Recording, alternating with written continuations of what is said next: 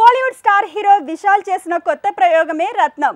Mass మూవీలకు care of address అయిన ఈ హీరోకి అరవ అడ్డా నుంచి తెలుగు గడ్డ వరకు 2 చోట్ల నుంచి మంచి మార్కెట్ ఉంది. మరి పోటీ లేని ఈ వారం వచ్చిన విశాల్ మూవీ రత్నానికి వసూళ్ల వర్షం కురవనుందా? అసలు ఫైనల్ రిపోర్ట్ తో ఏం తేలింది? భరణి పూజ ఇలా 2 సార్లు హరి డైరెక్షన్ లో విశాల్ హిట్ మెట్టెక్కాడు. రత్నంతో హ్యాట్రిక్ ప్రయత్నం చేశాడు.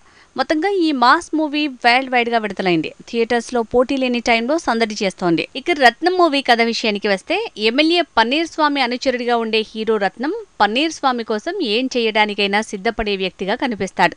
అలాంటి తను అనుకోకుండా హీరోయిన్ ని కొంతమంది నుంచి రక్షించాల్సి వస్తుంది. ఇంతకీ తనని చంపాలనుకున్నదెవరు?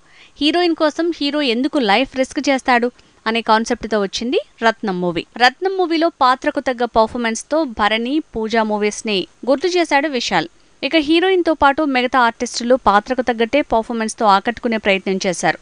అమ్మ సెంటిమెంట్ కదిలించేలా ఉంటే యోగి బాబు కామెడీ కితకితలు పెట్టిస్తోంది. రత్నం మూవీ మరో సింగం, మరో భరణి అనిపించేలా తెరకెక్కించాడు. ఈ విషయంలో మళ్ళీ హరి ఇస్ బ్యాక్ అంటున్నారు.